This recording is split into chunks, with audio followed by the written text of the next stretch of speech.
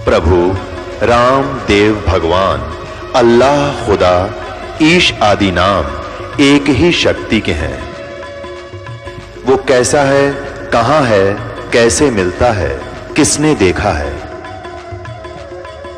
ये प्रश्नवाचक चिन्ह पूर्ण रूप से हटाने के लिए अवश्य सुनिए जगत गुरु तत्वदर्शी संत रामपाल जी महाराज के अमृत वचन सर्व पवित्र धर्मों के पवित्र शास्त्रों के आधार पर।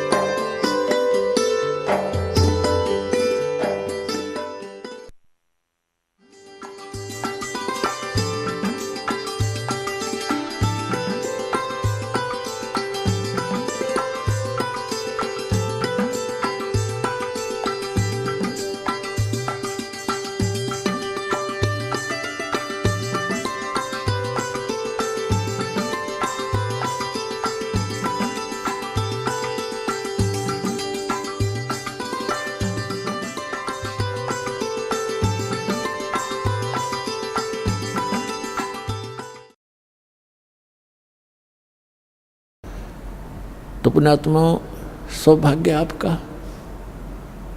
आप जी को परमात्मा का ये मार्ग उस समय में मिल रहा है जो परमात्मा ने ये प्रकट करना था। और धन्य है आपके माता पिता जिससे आपका जन्म हुआ। वो माता पिता आपको अपने बच्चों को यहाँ लेकर आते हैं, ये आपके सच्चे माता पिता हैं। और आज जो आप अपने बच्चों को, माता पिता को, भाई बहनों को कितना प्यार करते हो, तो ये प्यार तो आपका रह नहीं सकता यदि उस गलत साधना में लगे रहे। तो इस साधना से आप सत भक्ति करोगे और भले ही आप धीरे धीरे यहाँ से चलते जाओगे, शरीर छोड़ छोड़ जाओगे, तो सतलोक में पहुँचोगे। वहाँ जाकर के जैसे परिवार आपका यहाँ बन गया, ऐसे धीरे धीरे ऐसे ही वहाँ बन जाएगा। और फिर वो इतने बच्चे प्यारे लगा करेंगे, इससे भी अच्छे लगेंगे। वहाँ इतना सुंदर शरीर होगा, अच्छा व्यवहार होगा, शिष्टाचार न्यारा है, वहाँ कोई किसी चीज़ का भाव नहीं। अब तो कितना ही प्यारा बेटा और बेटी हो, बेटी को तो पिता ब्याह के पढ़ाई करके छोड़ेगा क्योंकि यहाँ का नियम है, फिर अपनी कहाँ हुई। और बेटा कितना ही प्यारा है, जब वो युवा हो जाएगा उसको कहेगा बेटा अपना काम कर। जब वो काम नहीं करेगा तो दुश्मन दिखाई देगा, क्यों कर कभी ना खाता। तो प्यार भी रुलता फिर अपना। और 6 महीने बालक बीमार हो जा, 1 वर्ष बेटा बीमार हो जा, बेटी हो जा, माता पिता खुद कहने लग जाते हैं भगवान इसकी माटी संगवा ले, घना दुखी हो गए हो। दुखी तो वो खुद होते हैं पर कहना पड़ता है ना, यूँ घना दुखी हो रहा है। इसी प्रकार माता पिता 6 महीने दुखी हो जाए, दरंग मार जाए, टट्टी पेशाब दौड़ना पड़ जाए, तो बेटा बेटी तो जल्दी, पुत्र वो दूर, बेटा तो जल्दी हाथ खड़े कराया करें। तो ये प्यार यहाँ का नकली है भाई, सथाई नहीं है। ठीक है, ममता और ये शिष्टाचार यहाँ भी हमने बनाए रखना पड़ेगा। और इस भक्ति से फिर आपको ऐसे अटैक नहीं होंगे। अधर्म पैरालिसिस भी हमने देखा, यहाँ नाम लेने के बाद कईयों का क्रम अड़ गया, पैरालिसिस हो गया और 30 दिन चलने लग गए। बताओ, वो दुख भी टाल दिया भगवान ने। तो ये ऐसे सुख देगा, आप यहाँ भी सुखी रहोगे और सतलोक में सदा अमर स्थान पाओगे। परमात्मा कहते हैं, गरीबदास जी ने कहा कि सतगुरु आए दया करी, ऐसे दीन दयाले, बंदी छोड़ वृत्तास का जठरग्नि प्रतिपाले। अमर करूं, खुद कहते हैं भगवान, अमर करूं सतलोक ले जाऊं, तात बंदी छोड़ कहाऊं। बंदी छोड़ हमारा नामम, अदर अमर हमारा अस्थिर ठामम। हमारा अदर अमर स्थान है। ए स्वामी सृष्टा में सृष्टि हमार तीर, दास गरीब अदर रहूं, अवगत सत कबीर। भजन करो उस रब को जो दाता है कुल सबे का। उस परमात्मा की भक्ति करो पुण्यात्माओं, और समझा है तो सिर धर पाओ, बहुर नहीं रे ऐसा दाव। बोलो सतगुरुदेव।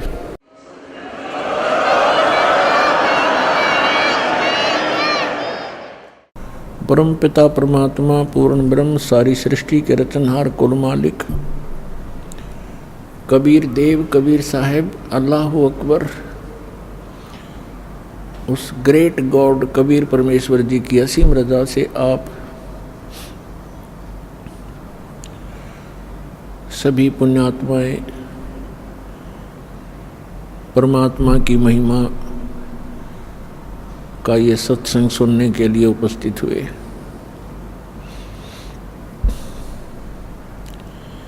आप बहुत ही विशेष आत्माएं हैं, विशेष प्रिय परमात्मा के बच्चे हो, जो आपको ये ज्ञान अच्छा लग रहा है और आपकी श्रद्धा भगवान में दिन प्रतिदिन बढ़ती ही जा रही है। अन्यथा ये पूरा मानव समाज नास्तिक होने के कागार पर खड़ा था। भक्ति करने वालों की कमी नहीं, श्रद्धालुओं की कमी नहीं, श्रोता बहुत गिने और संतों की भी कोई कमी नहीं, साधु संत बहुत बहुत गिने। और फिर भी कोई बुराई समाज से घट नहीं रही, कोई भी आध्यात्मिक लाभ किसी भी भक्त को प्राप्त नहीं हो रहा। किसी को कुछ प्राप्त हो रहा है तो उसके अपने संस्कार से ही हो रहा है। जो बिल्कुल भी भक्ति ना करते वो उनको भी हो रहा होता है, क्योंकि जो पूर्व जन्म के शुभ संस्कार या अशुभ संस्कार वो प्रत्येक प्राणी को प्राप्त होते ही रहते हैं। अब परमात्मा ने रजा करी है, अब वो समय है जो सब जगह भक्ति करने वाले भी महादुखी हैं और जो भक्ति नहीं करते वो तो अपने आप ही दुखी हैं। हाहाकार मचा है। एक पैसा ही सर्वस्व हो गया, माया ही सबको मीठी लगती है। इसका कारण क्या है? हमें अध्यात्म ज्ञान नहीं रहा। हम देखा देखी और लोक वेद के आधार से गलतियों पर गलती करके अपने कर्म बिगाड़ रहे हैं। तो परमात्मा दया करते हैं, स्वयं आते हैं अपनी प्यारी आत्माओं को ये यथार्थ ज्ञान प्रदान करने के लिए। ये समागम जो सत्संग चल रहा है ये उसी उपलक्ष्य में है कि वो परमात्मा हमारे पिता, हमारे हमदर्द, सर्व पाप नाशक, सर्व सुखकारी, मंगलकारी, पाप हरण करने वाले हमारे जनक, हमारे पिता, ये परमात्मा हैं। इसलिए ये हमारे को सद्मार्ग दर्शन करने के लिए आते हैं। और काल भगवान जिसके लोक में हम रह रहे हैं, इसका पूरा प्रयत्न होता है कि ये सभी प्राणी परमात्मा से परिचित ना होकर के दंत कथा लोकवेद सुनते रहें, भक्ति करें या तो करें नहीं, विकार खूब करते रहें, और करें तो शास्त्र विधि त्याग का मनमाना आचरण करें, जिससे उनको कोई लाभ होना नहीं। और कुछ दिनों में उनकी आस्था भगवान से अपने आप हट जाती है। जैसे बहुत से ऐसे प्रमाण यहाँ आ रहे हैं, बहुत से उदाहरण हैं कि जो पहले अन्य संतों के पास उपदेशी थे, वहाँ कोई 30 वर्ष, कोई 20 वर्ष, कोई 40 वर्ष अपनी साधना समय व्यतीत करके और सर्वस्व लुटा करके, घर में भी बहुत हानि उठा करके, जन हानि भी उठा करके अब यहाँ आ रहे हैं। अब यदि उनको ये मार्ग ना मिलता और यहाँ उनको कुछ लाभ ना मिलता तो वो नास्तिक हो जाते पक्के। और काल यही चाहता है कि ये ऐसी भक्ति करें जिससे इनको कोई अध्यात्म ज्ञान, आध्यात्मिक लाभ ना हो, यानी परमात्मा की तरफ से कोई लाभ इनको महसूस ना हो, और ये कुछ दिनों में भक्ति साधना त्याग दें और मेरे जाल में फंसे ही रहे। और वो परमात्मा दयालु आते हैं, उनकी उस परमात्मा का प्रयत्न होता है कि मेरी आत्माओं में परमात्मा की चाह उसकी कसक और उसके गुण समाये रहें। और वो कब तक? इस बीचली पीढ़ी तक, जो सन 1997 में 5505 वर्ष कलयुग बीत चुका है। यहाँ तक परमात्मा ने आपको ये भक्ति की आस्था बना के, भगवान में आपकी आस्था बनाए रखकर इस समय तक लाना था। इसलिए वो परमात्मा चारों युगों में आते हैं। क्या बताते हैं? सतयुग में सत सुकृत कह टेरा, त्रेता नाम मुनींदर मेरा, द्वापर में करुणा में कहाया, कलयुग नाम कबीर धराया। चारों युग में मेरे संत पुकारे, कूक कहा हम हेल रे, हीरे माणक मोती बरसे, ये जग चुगता डेल रे। परमात्मा कबीर साहब जो सत्य पुरुष हैं, सारी सृष्टि के रचनहार हैं, ये वही परमात्मा हैं जो बनारस नगरी में, काशी शहर में सन 1398 संवत 1455 ज्येष्ठ सुदी पूर्णमासी को सुबह ब्रह्म मुहूर्त में सतलोक से चलकर आए थे और लहर तारा नामक सरोवर में कमल के फूल के ऊपर आकर नवजात शिशु का रूप धारण करके विराजमान हुए थे। वहाँ से नीरू नीमा नाम के जो दुल्हा दंपति थे, पति पत्नी थे, वो निसंतान थे और उनको उठाकर घर ले गए। परमात्मा की परवरिश की लीला कंवारी गायों से हुई, कबीर सागर में प्रमाण है। और वेद भी यही बताते हैं। ऋग्वेद मंडल नंबर 9 सूक्त 1 मंत्र 9 में यही प्रमाण है कि वो परमात्मा से स्वरूप धार कर जब आते हैं, वो लीला करते हैं, उसमें उनके परवरिश की लीला कंवारी गायों द्वारा होती है। तो ये परमात्मा वही हैं जो सारी सृष्टि के रचनहार हैं, जिसका सदग्रंथ गुणगान करते हैं। और आंखों देखा जिन महापुरुषों ने, उन्होंने भी इसी परमेश्वर कबीर जी की महिमा का ही गुणगान किया। और ये वही परमात्मा है, सारी सृष्टि का रचनहार है। इसके विषय में जिन महापुरुषों को परमात्मा प्राप्त हुए, जिन्होंने परमात्मा का वो निज धाम देखा, लोक देखा, सतलोक देखा, जहाँ हम सभी रहा करते थे, उन्होंने फिर अपनी अमृत वाणी में बोला और बताया। हम सुल्तानी नानक तारे दादू को उपदेश दिया, जात जुलाहा भेद न पाया, ये काशी में कबीर हुआ। अनंत कोटि ब्रह्मांड का एक रति नहीं भार, सतगुरु पुरुष कबीर हैं कुल के सिरजनहार। सतयुग में सत सुकृत कह टेरा, त्रेता नाम मुनींदर मेरा। सतयुग में परमात्मा सतसुकृत नाम से आए। ऐसे ही कमल के फूल के ऊपर सरोवर के अंदर विराजमान हुए नवजात शिशु बना करके। वहाँ से एक विद्याधर नाम के ब्राह्मण और उनकी पत्नी दीपिका, वो निसंतान थे, परमात्मा को घर ले गए और कुंवारी गायों से उनकी परवरिश हुई। 5 वर्ष की आयु में, 4 वर्ष की आयु में मनु जैसे जो विद्वान प्रसिद्ध हो रहे थे, पाक रहे थे, उनके छक्के छुड़ा दिए। उनको जबान नहीं छोड़ी उनके मुख में। और एक ही प्रश्न परमात्मा किया करते थे, कौन ब्रह्मा का पिता है, कौन विष्णु की माँ, शंकर का दादा कौन है, ऋषि जी मोहे बता। उनके पास कोई उत्तर नहीं था। उल्टा परमात्मा के साथ ही वो बेहुदा व्यवहार करने लग जाते थे। ये झूठा है, ये कपटी है, ये पता नहीं कहाँ किस जाति का है।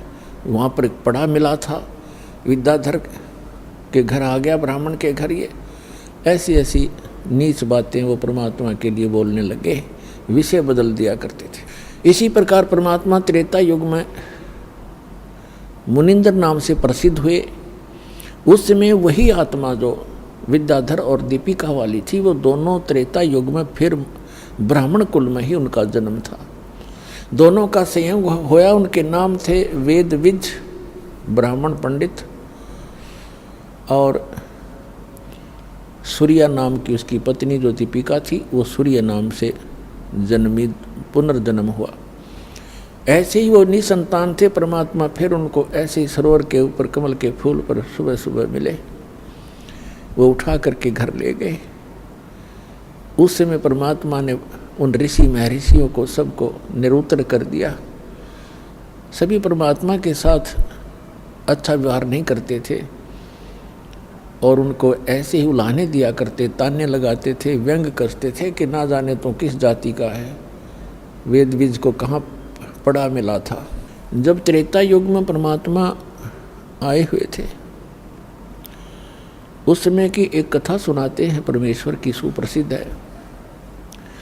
हम एक भक्त ने प्रश्न किया था, जब दास गांव में घर घर में सत्संग करने जाता था, उसने सत्संग सुनने से पहले कहा, जी मैं रामायण को बहुत अच्छी तरह पढ़ता हूँ और गहनता से उसका अध्ययन करता हूँ। मुझे एक दो प्रश्न ऐसे खटक रहे हैं जिनका मुझे किसी भी मंडलेश्वर के पास, किसी भी संत ऋषि आचार्य शंकराचार्य संत महात्मा के पास उसका उत्तर नहीं मिल पा रहा। उत्तर वो देते हैं अपने ढंग से, पर मेरी संतुष्टि नहीं होती। मैंने कहा बोलो भाई बताओ क्या प्रश्न है आपका। उन्होंने कहा कि रामायण के अंदर मंदोदरी जो रावण की पत्नी और विभीषण, उनकी ऐसी वाणी है रामायण के अंदर, उन्होंने जो विचार व्यक्त किए हैं उस राक्षस नगरी के अंदर, ऐसे शुभ विचारों के ये आत्मा कहाँ से आ गई, इनको ये ज्ञान कहाँ से प्राप्त हुआ। मंदोदरी कितना समझाती है, विभीषण भी बहुत अच्छे वचन कहता अपने भाई को। ये विचार उनके पास कहाँ से आ गए, और पूरे श्रीलंका के अंदर कोई बोलनिया नहीं था। और दूसरा वो ये कह रहा था कि जैसे हम सुनते हैं कि समुद्र के ऊपर पुल बनाया, कोई कभी तो हम किसी से सुनते हैं कि श्री रामचंद्र जी ने पत्थर तरा दिए। फिर हम ये भी पढ़ते हैं कि श्री रामचंद्र जी ने 3 दिन तक घुटनों पानी में समुद्र में खड़ा होकर के याद प्रार्थना करते रहे, अग्निबाण से फूंकना चाहा। फिर उन्होंने कहा कि नल नील आपके यहाँ ऐसे भक्त हैं जिनके हाथों में ऐसी करामात है, उनके हाथों से पत्थर भी नहीं डूबते। और नल नील ने पत्थर तरा दिए। कोई कहता है श्री हनुमान जी ने राम नाम लिख दिया पत्थरों पर, वो हल्के हो गए, तैरने लग गए। ये इस बिना सिर पैर की बात है।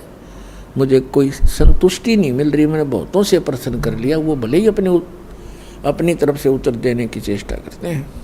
मैंने उससे कहा कि पुण्यात्मा, मुझे भी पहला ऐसा हिंदू भक्त मिला है जो ऐसा प्रश्न करने वाला हो, अपने सदग्रंथों में जिसको शंका हो और उसका समाधान ना हो पा रहा हो। अन्य श्रद्धालु तो कोई तो कहीं फंस गए हैं, कोई राधा स्वामी कहीं चले गए, कोई किसी के, कोई सच्चा शब्द सरसा में, उन्होंने रामायण आदि पढ़ने की आवश्यकता नहीं महसूस हो रही। और शेष जो श्रद्धालु वो ब्लाइंड फेथ किए बैठे हैं अपने गुरुओं पर। और एक आप हो जो ऐसी बात कही है जो प्रत्येक ने इस पर विवेचन करना चाहिए था। और इसके लिए यदि मैं आपको उत्तर दूंगा अभी, तो आपकी बुद्धि कैच नहीं कर सकती, क्योंकि आप बालक हो। अभी तो आप इस अध्यात्म मार्ग में प्रथम कक्षा के विद्यार्थी भी नहीं हो। तो सबसे पहले आपने सृष्टि रचना सुनना पड़ेगा। अब रात्रि में मैं सत्संग करूंगा, आप सत्संग सुनना, और वो आपके प्रश्नों का उत्तर उसमें मिलेगा। दास ने पहले मौखिक सृष्टि रचना सुनाई, और उसको ऐसा लगा जैसे ये दंत कथा लोक वेद बनावटी सी कहानी है। फिर दास ने सुनाया ये जो उसके प्रश्न का उत्तर था। तो उसकी वो कथा आपको भी सुनाता हूँ। जिस समय परमात्मा स्वयं मुनिंदर नाम से प्रकट थे, उस समय श्रीलंका के अंदर एक चंद्र विजय नाम का एक भाट था। भाट आपको पता होगा, जो राजाओं के घरों में जाते थे, बड़े बड़े नवाबों के घर जाते थे, उनकी प्रशंसा के पुल बांधा करते थे, उनको कथा कहानी सुनाया करते थे, उनको चुटकुले सुनाकर उनकी महिमा के पुल बांधकर प्रसन्न करके उनसे कुछ रोजी रोटी प्राप्त करते रहते थे। वो चंद्र विजय नाम का एक भाट था। उसके घर में पुत्र पुत्रियां और पुत्र वधू कुल मिलाकर 16 सदस्य थे। परमात्मा कहते हैं, सो छलछीदर मैं करूं अपने जन के काज, गोता मारूं स्वर्ग में जा बैठूं पाताल। गरीबदास जी वर्णन कर रहे हैं परमात्मा की महिमा को। गरीबदास ढूंढता फिरूं अपने हीरे मोती लाल। तो परमात्मा एक साधु रूप में चंद्र विजय जिस रास्ते से सुबह सुबह सैर सपट्टे को जाता था, उस मार्ग में एक वृक्ष के नीचे बैठ के, और पुण्यात्माओं भक्त का एक विशेष लक्षण होता है कि साधु संत दिखाई देते उसकी आत्मा अपने आप आकर्षित हो जाती है। वो उसका सौभाग्य या दुर्भाग्य, वो असली है या नकली, लेकिन वो असली मानकर ही पहुंच जाता है। तो परमात्मा भी कहते हैं कबीर साहब के, साधु दर्शन राम का, साधु दर्शन राम का, मुख पे बसे सुहाग, और दर्श उन्हीं को होत हैं जिनके पूर्ण भाग। कबीरा दर्शन संत के, परमात्मा आवे याद, और लेखे में वही समय, बाकी का समय बर्बाद। अब जो ही चंद्र विजय अपने निर्धारित समय पर सुबह सुबह बाहर निकला, घूमने के लिए गया, फ्रेश होने के लिए गया। जाते समय देखा कि साधु बैठा है अपना। वापस आते समय उन्होंने चरणों में प्रणाम किया और कहा, महात्मा जी दास का यह मकान है, छोटा सा झोंपड़ा है, दर्शन दो भगवान, कुछ आहार करो, हमारा भी उद्धार करो। परमात्मा तो गए उसी विषय में थे। परमात्मा ने कहा कि भाई मैं ऐसा वैसा संत नहीं हूँ, मेरे कुछ नियम हैं, मर्यादाएं हैं, उनको यदि तू पालन करेगा तो मैं चल सकता हूँ तेरे घर पे। करबद्ध होकर के चंद्र विजय भाट ने कहा कि हुक्म करो परवरदिगार, क्या नियम है, क्या आदेश है आपका? संभव कोशिश करूँगा, जितना भी संभव मेरे से हो सकेगा। परमात्मा ने कहा कि जो मेरा भक्त हो जाता है, उपदेश दीक्षा ले लेता है, मेरा शिष्य बनता है, मैं उसी के घर जाता हूँ, ऐसे वैसे व्यक्ति के, अनुपदेशी के घर में आहार नहीं करता। तो चंद्र विजय ने कहा कि भगवान मैं तो शिष्य गुरु बना चुका हूँ एक ऋषि को, और उसी ऋषि को गुरु बना रखा है, और बहुत से हमारे साथियों ने। तो परमात्मा ने कहा, आपके गुरुजी ने किस भगवान की भक्ति बताई है? अब चंद्र विजय कहता है कि और भगवान कौन है? शिव जी, शंकर भगवान ही तो है सर्वेश्वर, और हमारे राजा भी भगवान शंकर के ही उपासक हैं। फिर परमात्मा ने उसको कहा कि भाई तुम सभी भ्रमित हो,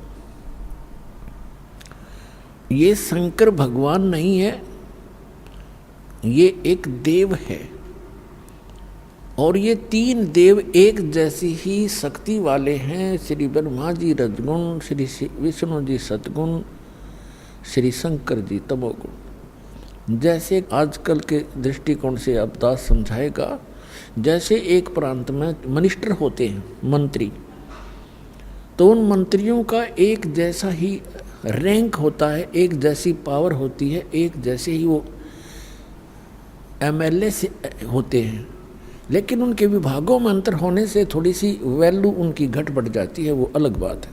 फिर परमात्मा ने बताया, तीन लोक का राज है ये, ब्रह्मा विष्णु महेश, ऊंचा धाम कबीर का, बाणी बिरह विदेश। तीन देव की जो करते भक्ति, उनकी कदे ना होवे मुक्ति। गुण तीनों की भक्ति में ये भूल पड़ो संसार, कहे कबीर निज नाम बिना कैसे उतरो पार। अब चंद्र विजय को कुछ बात खटकी,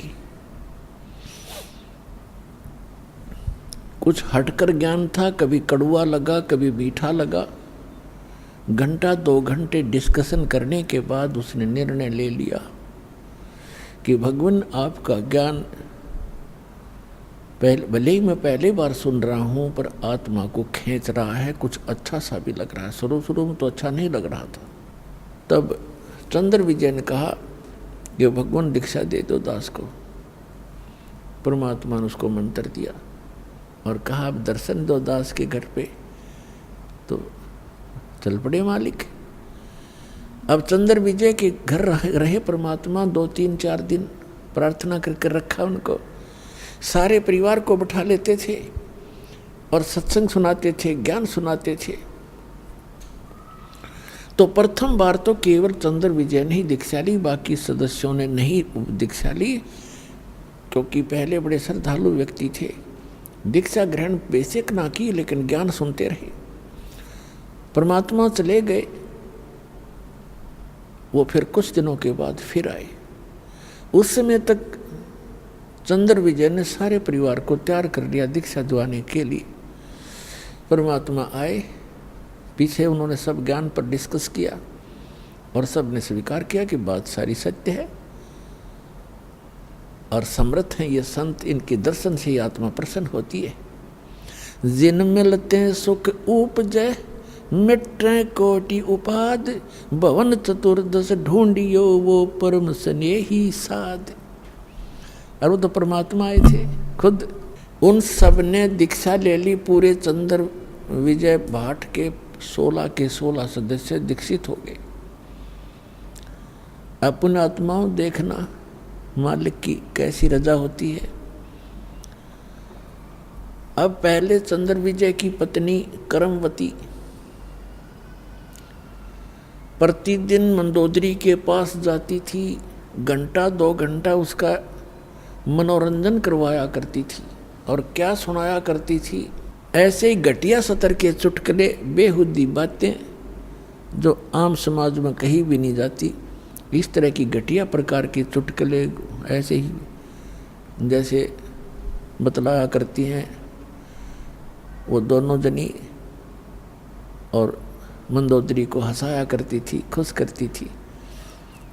जब उस करमवती को ये ज्ञान हुआ, फिर वो जाकर के मंदोदरी जी को, Mandodari wife of Ravana, king of Lanka, उसको समझाने लगी, ये ज्ञान सुनाने लगी।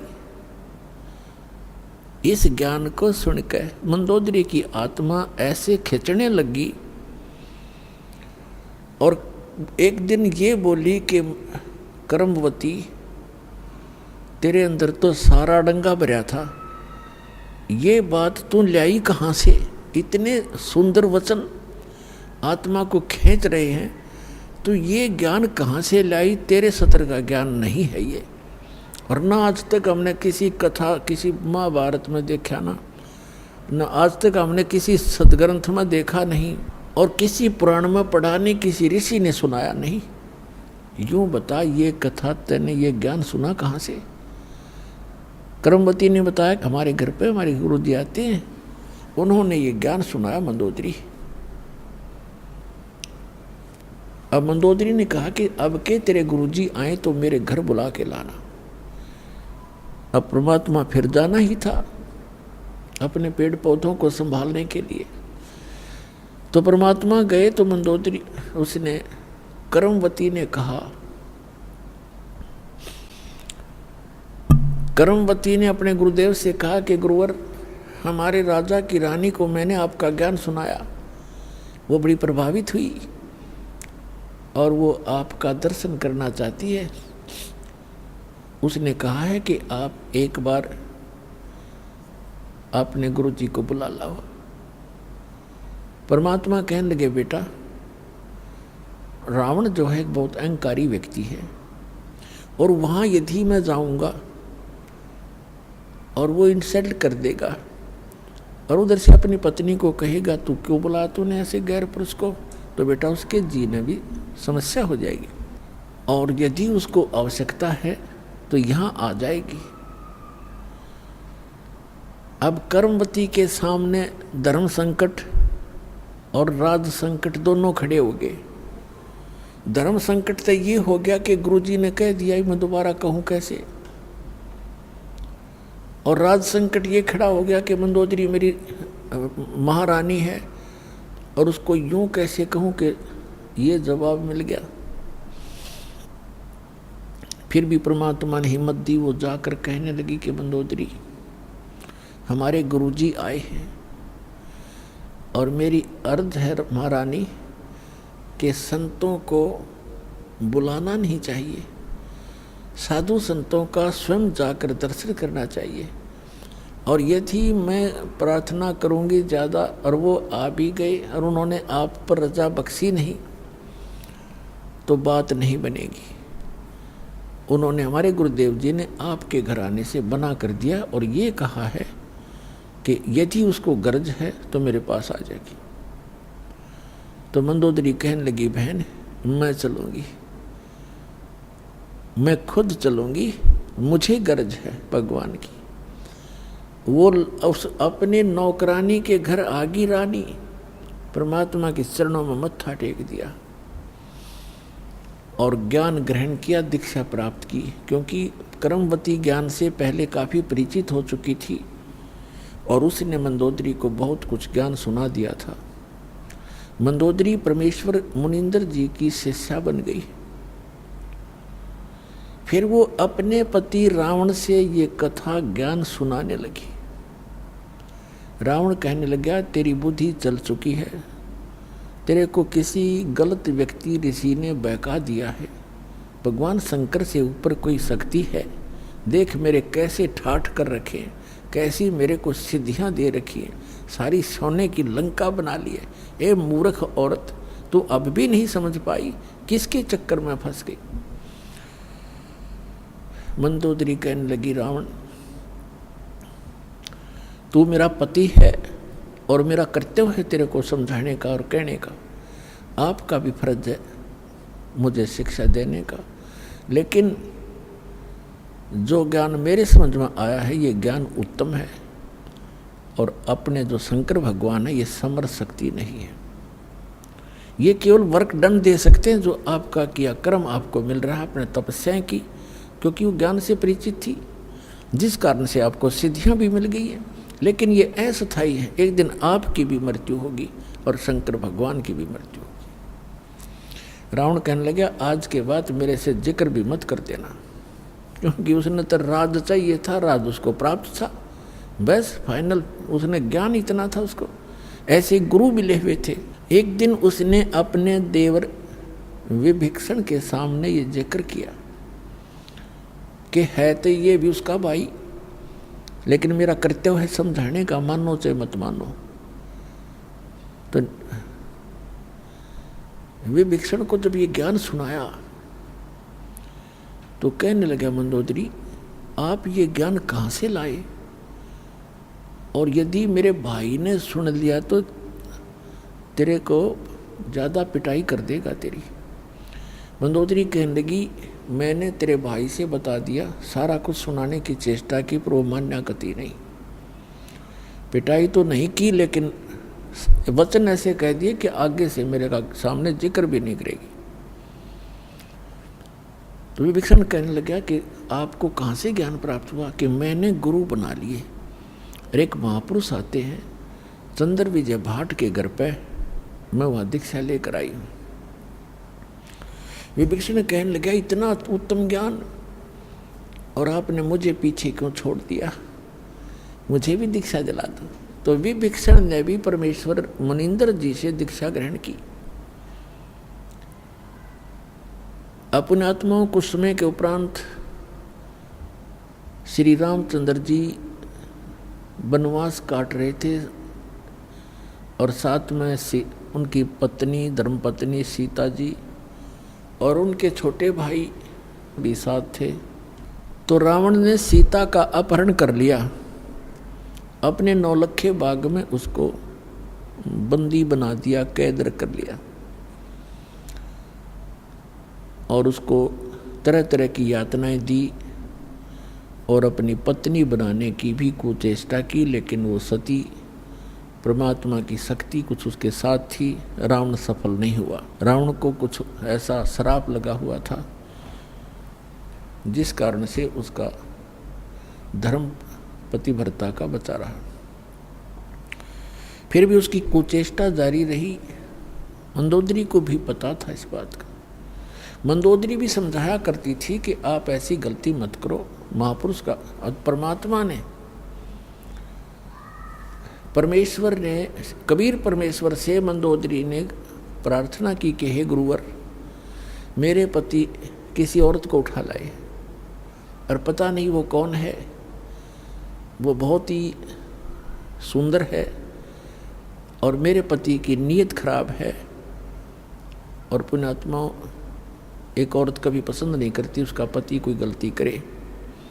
इस कारण से उन्होंने परमात्मा से प्रार्थना की। परमेश्वर ने कहा, बेटा ये आम औरत नहीं है, और रावण इसमें अपनी कुचेष्टा में सफल नहीं हो पाएगा, तू चिंता ना कर। फिर भी मैं बताता हूँ बेटा, उसको कह दे तेरे पति को कि इस देवी को लौटा दे, इसी में इसकी खैर है। ये आम औरत नहीं है, ये लक्ष्मी अवतार है, और श्री विष्णु श्री राम रूप में अपने कर्माधार से यहाँ वनवास प्राप्त किए हुए थे। राजा दशरथ के घर उनका जन्म है, और वो दोनों भाई जंगल के अंदर भटक रहे हैं, इसकी खोज कर रहे हैं, और वो यहाँ तक पहुँचे भी एक दिन, सेना भी लेकर आएंगे, युद्ध भी होगा, या तो ये इसको सहर्ष अब लौटा कर अपनी अक्षमा याचना कर ले तो इसकी जान बच सकती है, तेरा सुहाग रह सकता है। अब मंदोदरी जी अपने गुरुदेव के एक एक वचन को फाइनल मानती थी कि जो ये कहते हैं सारी सत्य है, क्योंकि वो तो भगवान भी थे। रावण को जाके मंदोदरी ने कहा कि आप इस देवी को लौटा दो, ये आम औरत नहीं है, ये इस भगवान विष्णु की पत्नी समझो, लक्ष्मी जी आई हुई है, और श्री विष्णु जी ही श्री रामचंद्र रूप में जो इनके पति हैं वो जंगल में घूम रहे हैं, इसकी खोज कर रहे हैं, आप इसको लौटा दो और अक्षमा याचना कर लो। रावण ये बात सुनकर ऐसा क्रोधित हो गया, कहने लगा, ये मूर्ख औरत, तेरा दिमाग खराब है। एक दो मांसाहारी मस्करे जंगल में फिरते हैं तीर लिए, उनसे मुझे डराती है। मेरे 1 लाख पुत्र हैं, 1.25 लाख मेरे नाती हैं, मेघनाथ और जैसे मेरे पुत्र हैं, कुंभकर्ण जैसे मेरे भाई हैं, तो किससे मुझे डराती है। 1-2 व्यक्ति जंगल में फिर रहे हैं और माफ़ी मांगने की कहती है, क्षमा याचना करने की कहती, तेरी बुद्धि चल गई है, बहुत कुछ खरी खोटी कही। अब मंदोदरी को अपने गुरुदेव की बात पर फाइनल विश्वास था, अटल विश्वास था कि न जो बोला सही है। तब परमात्मा से उन्होंने फिर स्वयं प्रयत्न किया। उधर से सीता जी की खोज करते करते हनुमान जी ने वो सुराग लगा ही लिया था कि रावण के बाग में, नौलखा बाग में वो बैठी है। कैद हैं। फिर वो तैयारी हो रही थी उधर से सेना की। रावण के पास भी संदेश से आ चुके थे कि आप ये लौटा दो। जैसे अंगद जैसे दूत बनकर भी आ लिए थे और इसने अपनी सारा कुछ कर लिया था। अंगद का पैर भी नहीं हिला था उससे, उसके महाबलियों से। फिर भी बुद्धि काम ना करे थी, क्योंकि रावण इतना तगड़ा बताया है सूक्ष्म वेद में परमात्मा ने कि एक समय में 100 मटके तो दारू के पिया करता, शराब के, और 100 जोटियां का मांस खाया करता। वो तरह के जो भाई, और ब्राह्मण था, एक भैंसे का मांस खाने लगे जैसे खाते होंगे जितने, मेरे ख्याल में 100 आदमी नहीं खा सकते वर्तमान के। और उस समय 100 मटके दारू के, एक मटका भी बड़े होंगे उनके उस समय के, अभी 15-20 लीटर का तो एक घड़ा होता ही होता है। 100 मटके दारू के एक बार पिया करता और 100 जोटियां का मांस, भैंसों का मांस खाता था। इतना तगड़ा बलशाली। सतयुग में 100 फुट की हाइट होती थी मानव की, मनुष्य की, और त्रेता में 80-70 फुट की हाइट होती थी। ये सैड का बिचला सिरा 45 फुट है, हिसाब लगा लो कितना ऊंचा दिखा आपने। इसे 25 फुट और ऊपर जाइए, इतने लंबे, और फिर चौड़ाई से पैरेलल होगी इसकी। तो बुद्धि भ्रष्टता खा पी कर, दारू शराब पी कर, खा कर मांस, राक्षस जैसी बुद्धि होगी, और सच्चाई पर विचार करना बंद कर दिया। तो उसकी पत्नी ने देखा, परमात्मा ने बताया है कि तेरा सुहाग उजड़ेगा, या तो इसे न मना ले। तब एक दिन मंदोदरी ने भगवान से कहा, गुरुदेव आप कृपा करो, एक बार आप समझा दो मेरे पति देव को, और यदि वो आपकी बात नहीं मानेगा तो मैं उसने मराए मान लूँगी। आज से ही मैं अपने आप को विधवा समझ लूँगी अगर आपकी बात नहीं मानी उसने। आप नहीं जाओगे दाता तो मेरी आत्मा में तड़फ बनी रहेगी कि शायद गुरु जी कह देते तो मान जाते। अब उस समय, जिस समय ये उसको पता लग गया था रावण को कि सेना बाहर भी इकट्ठी हो रही है और कभी भी आपके साथ कोई गलत घटना घट सकती है, इसलिए वो गुप्त मीटिंग कर रहा था सभी अपने मंत्री महामंत्रियों के साथ, और सभी अपने पुत्र सभी रिश्तेदारों को इकट्ठा कर रखा था। गुप्त मीटिंग चल रही थी। परमात्मा वहाँ पहुँच गए एक साधु रूप में, और वहाँ गेट के ऊपर खड़ा था गेट कीपर, पहरेदार। उससे जाकर कहा कि भाई मुझे राजा रावण से मिलना है, मेरा संदेशा भिजवा दो, मैं उससे मिलना चाहता हूँ। पहरेदार ने कहा कि महाराज ये रावण इतना खतरनाक आदमी है, इतना क्रोधी है, इसने आदेश दे रखा है कि अंदर का संदेश तो बाहर जा सकता है, बाहर का संदेश इस दौरान मेरे पास लेकर आने की आवश्यकता नहीं, तेरा सर कलम कर दूंगा, कत्ल कर दूंगा। तो महाराज मैं विवश हूँ। अब उस समय संतों से भी डर लगता था, क्योंकि वो कोई वचन कुवचन बोल देते थे जो हानि कर देता था। तो परमात्मा समझ गए कि इसके बस की बात नहीं, अपनी व्यवस्था ये सही जाहिर कर रहा है। तो परमात्मा वहाँ अंतर ध्यान हुए और रावण के दरबार के अंदर प्रकट हो गए, जहाँ पर लाखों आदमी बैठे हों। तो वो कितना बड़ा महल होगा, इतना लंबा, बीच में गेट, ऊपर ऊंची स्टेज के ऊपर बीच में गैलरी, स्टेज पर बैठा रावण।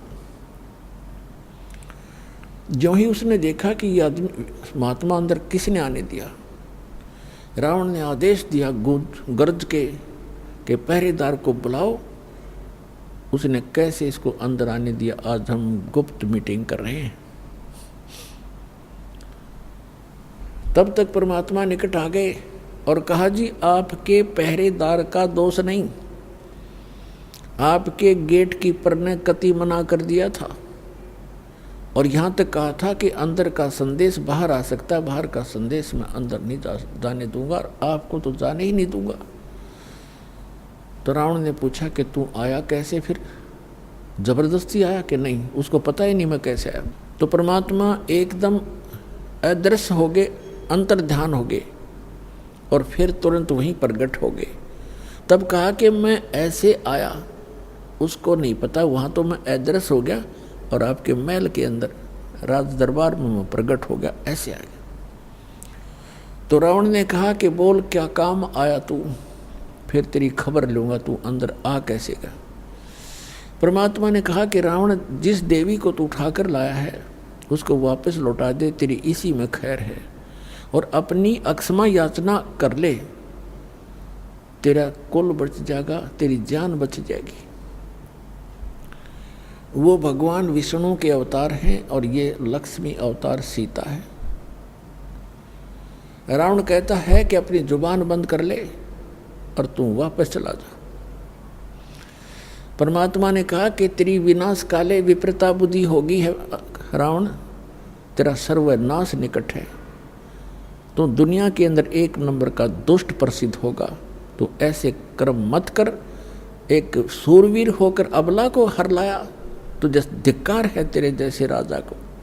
परमात्मा तो परमात्मा थे, निडर थे, उसने 36 सुना दी उसके हित में।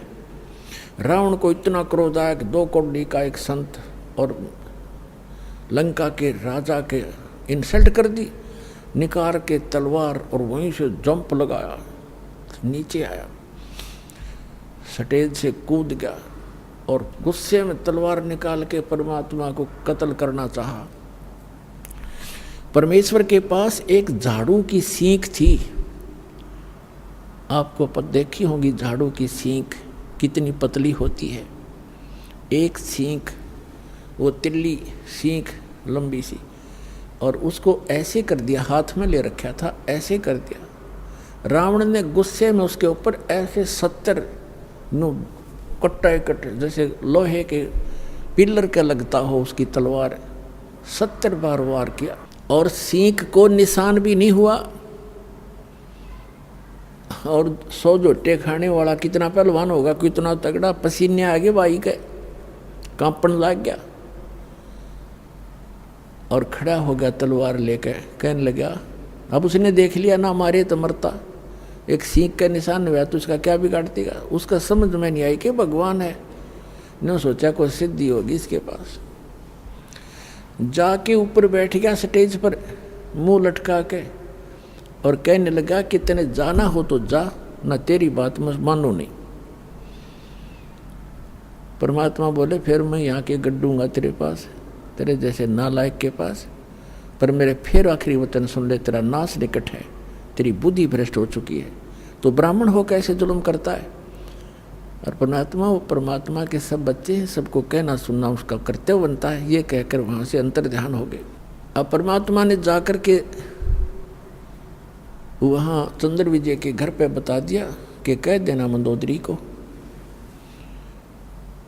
कि मैंने उससे कहा था, लेकिन वो बिल्कुल नहीं माना। मंदोदरी वहीं आ गई कुदरती, क्योंकि बुला लाई जाकर के वो कर्मवती उसकी चंद्र विजय भाट की पत्नी, और कहा परमात्मा ठीक है, आपकी बात उसने नहीं मानी तो मेरा आज से वो मन मृत्यु मान ली उसकी।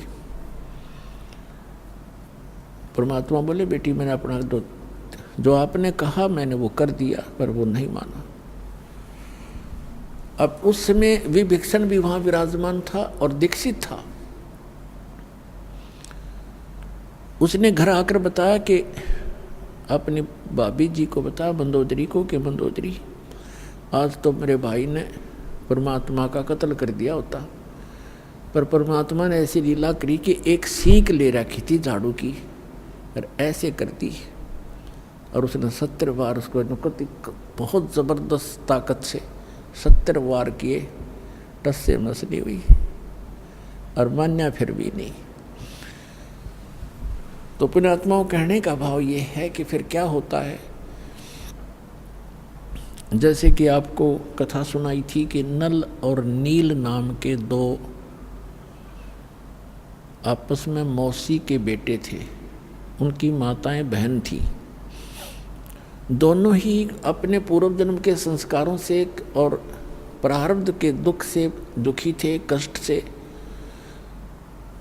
उन दोनों को बहुत मानसिक परेशानी भी थी, शारीरिक कष्ट भी थे। और परमात्मा कबीर जी के आशीर्वाद से वह स्वस्थ हो गए थे। फिर उनके शिष्य बनकर मुनिंदर ऋषि रूप में परमात्मा आए हुए थे। एक आश्रम कुटिया बना रखी थी, वहाँ वो रहा करते, सत्संग सुनने जाया करते थे, अपने घर भी आ जाते थे।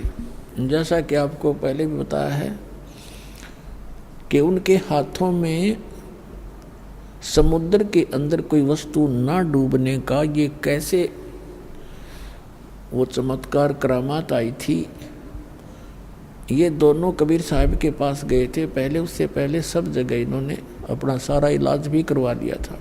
और सभी ऋषि महर्षियों ने बता दिया था कि ये तुम्हारे प्रारब्ध के अंदर, तुम्हारे प्रारब्ध में लिखा है, ये दंड तुम्हें भोगना पड़ेगा, इसको कोई विश्व में काट नहीं सकता।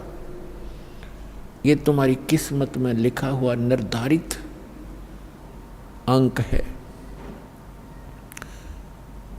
लेकिन फिर भी आत्मा को मालूम है कि परमात्मा एक ऐसी शक्ति है कि वह सर्व संकट और सब पापों का नाश अवश्य कर देते हैं। इसलिए परमात्मा की खोज में संतों के पास जाते हैं और संत ही रूप में परमात्मा आते हैं। वैसे तो हमने परमात्मा की परिभाषा गलत सुन रखी है। हम निराकार मानते हैं भगवान को। तो साधु कहते हैं, कबीर साहब कहते हैं, हमें समझाने के लिए कहते हैं कि पर्वत पर्वत में फिरा, कारण अपने राम, राम जैसे संत मिले जिन सारे सब काम। परमात्मा के लिए भटक रहा था, कहीं पर्वत पर, कहीं गुफाओं में, लेकिन कोई संत मिला जिससे वो लाभ हुए जो भगवान दिया करता है। तो वो संत नहीं, वो स्वयं परमात्मा ही होते हैं। और ये परमात्मा आते रहते हैं अपनी प्यारी आत्माओं को परमात्मा में आस्था बनाए रखने के लिए। उनको सतमंत्र दे जाते हैं, कुछ अपने आशीर्वाद से उनकी बैटरी चार्ज कर देते हैं, पुण्य बना देते हैं, और ताकि उनमें उनके ऐसे दुख दूर कर देते हैं वो सोच भी नहीं सकते। फिर उनकी आस्था भगवान में दृढ़ हो जाती है। यही कारण रहा कि अभी तक हम परमात्मा परमात्मा कहते आए और भगवान से डरा करते, सर्व सुखपूर्व में परमात्मा से चाहा करते थे। आज से 50-60 वर्ष पहले वर्षा होती नहीं थी, होती थी भगवान से ही अर्ज करते थे तो वर्षा होती थी। कोई दुख भी होता तो हम अपने झाड़ फूक जंतर से ही, मंत्र से कोशिश किया करते थे। इसलिए भगवान आते थे और ये दुख सभी प्रकार के परमात्मा दुख दूर कर सकता है, कर ही देता है। इसलिए परमात्मा जगह जगह आकर प्रकट हो जाते थे, उस क्षेत्र में अपनी महिमा बना जाते थे और उनकी महिमा बहुत वर्षों तक चलती रहती है। उन्होंने इस परमात्मा की आस्था हमारे हृदय में यहाँ इस कलयुग तक बना कर रखनी थी। तो नल और नील परमात्मा के चरणों में पहुँचे, आशीर्वाद मात्र से वो स्वस्थ हो गए। ऐसे हो गए जैसे कभी उनका दुख था ही नहीं, किसी प्रकार का कोई कष्ट इनको नहीं हुआ। फिर उनकी आस्था दृढ़ होगी। सब जगह खड़ा होकर कहा कि हम बड़े दुखी थे, गुरुदेव की कृपा से हम सुखी हो गए। हमने तो मान लिया था कि आजीवन कष्ट उठाना पड़ेगा, लेकिन हमें नहीं पता था कि पृथ्वी पर परमात्मा आए हैं। इस तरह के वहाँ उपस्थित भक्तों को जो सत्संग सुनने के लिए गए थे सबको बताया, औरों का भी दृढ़ हुआ विश्वास। तो उन्होंने, परमात्मा ने बताया, बेटा सत्संग में सेवा जरूर करनी चाहिए, इससे बहुत पाप कटते हैं और आप तो बहुत पापों से ग्रस्त हो और आपको कुछ सेवा करनी चाहिए हाथ से। पुण्यात्माओं, हमारे कई प्रकार के पाप कर्म हैं। कुछ ऐसे पाप हैं जो परमात्मा गुरुदेव के दर्शन से कटेंगे, कुछ ऐसे पाप हैं जो आशीर्वाद से दूर होंगे, कुछ ऐसे पाप कर्म हैं जो धर्म दान करने से ही आपको राहत मिलेगी, कुछ ऐसे पाप होते हैं जो हाथ से सेवा करने से ही आपको राहत मिलेगी, और कुछ इस प्रकार के आपके पाप कर्म हैं जो परमात्मा की भक्ति मंत्र जंत्र ये जो दिए जाते सतनाम और प्रथम और मंत्र, इनसे ही कटेंगे। तो ये सारा कुछ मिलाकर एक ट्रीटमेंट है आत्मा को स्वस्थ करने का और सतलोक में जाने का। और यहाँ भी भौतिक लाभ प्राप्त करने का। तो ये सारा कंप्लीट कोर्स करने से ही आपको पूर्ण लाभ प्राप्ति होगी। तो उन्होंने पक्का दृढ़ निश्चय कर लिया कि जितने भी यहाँ रोगी, बूढ़े, वृद्ध, बहन, भाई, माता, भाई, पिता, जो बुजुर्ग आते हैं, उनके बर्तन साफ करते, उनकी, क्योंकि परमात्मा के दरबार में दुखी ही ज़्यादा जाते थे। कोई रोगी था, कोई कोढ़ी था, और कोई किसी बीमारी से ग्रस्त था, कोई भूतों का सताया, कोई देवताओं पितरों का सताया हुआ वहाँ जाते थे। तो वो क्या करते थे, बर्तन ले जाते थे, बेले, थाली, गिलास। उस टाइम कांसी के हार्दे कांसी धातु थी, और कांसी धातु का गिलास होते, बेला होते, थाली, वो अवश्य डूब जाता है, पानी पर तैरता ही नहीं। तो उसमें ऐसा साधन था कि पहले बर्तनों को या कपड़े धोने होते तो पानी में भिगोया करते, घंटा 2 घंटा, उनका वो मैल गल जाता, फिर साफ करा करते, रेती कपड़ों को, ऐसे बर्तनों को रेत रात से। तो वो क्या करते थे, गंगा यानी दरिया के किनारे बैठ जाते थे, उन बर्तनों को भिगो के, कपड़े होते कपड़ों को, और 1 घंटा 1.5 घंटा एक वृक्ष के नीचे बैठ कर भगवान की चर्चा करते थे। और भी बैठ जाते भक्त, और सत्संग में सुने हुए वचनों पर डिस्कशन किया करते थे कि हमारे साथ ऐसा दुख था, परमात्मा ने आशीर्वाद दिया, हम स्वस्थ हो गए। और भी आपस में चर्चा करते थे, हमें भी ऐसे कष्ट था, यहाँ आते हमें ये राहत मिली, ऐसा ऐसा सुख हुआ, परमात्मा आए हुए हैं, भगवान, ये तो मुनिंदर नहीं, भगवान समझो। इस तरह चर्चा करते करते वो मस्त हो जाते। उधर से कोई उनका किसी का गिलास, किसी का लोटा, किसी की थाली, किसी का बेला बह जाता, उनको ध्यान नहीं रहता, किसी के कपड़ा, किसी का तौलिया, किसी की धोती, वो बह जाती। और वो बेचारे मांझ मूंझ का जो इकट्ठे करके ले आकर रख देते, उठा लो अपने अपने। अब किसी की थाली नहीं, किसी का बेला नहीं, किसी का गिलास नहीं, फिर कहते भी हमारा ये नहीं मिला, हमारा ये नहीं मिला। तो कहते जी हम तो जितने ले गए थे उतने ले आए। तो और दूसरे जो भगत जाते थे सेवादार बर्तन साफ करने के लिए, वो बताया करते थे कि ये ध्यान नहीं देते, ये बैठ के गप्पे मारने लग जाते हैं और वो बह जाते हैं, इनको ध्यान नहीं रहता। तो उन्होंने आखिर में ये शिकायत परमात्मा तक पहुंचा दी कि जी आप अपने जो 2 भक्त हैं, ये इनको हमने मना भी कर लिया कि आप सेवा रहने दो, कि सेवा ना करो, हमारे तो गिलास कहाँ से लाए, इतनी दूर जंगल से गांव में जा करके, हम तो दुखी हो जाते हैं, हमने यहाँ 2-4 दिन रुकना है, सत्संग है। और ये मानते नहीं, रोने लग जाते हैं, कहते हैं आगे ठीक रखेंगे, ध्यान रखेंगे, और परमात्मा जी फिर भी ऐसे ही करते हैं। आप इनसे कहो कि ये हमारी सेवा ना करें, कोई और कर लेगा। उनको ये चिंता होगी कि गुरुजी के पास मेरी कंप्लेंट चलेगी हमारी, और कहीं हमें फिर वो आपत्ति ना आ जाए, गुरुजी रुष्ट हो जाए। चरणों में पड़ गए, बुरी तरह रोने लग गए। कहा भगवान हमारी सेवा ना छीनना, हमारी सेवा ना छीनना दाता, हम बिल्कुल आगे से बिल्कुल ठीक करेंगे, वे बहुत ध्यान रखेंगे। तो वो भगत कहने लगे जी ये ऐसे ही कहते हैं, कई बार कह लिया ऐसे ही जाते, फिर वैसे ही फिर कर देते हैं।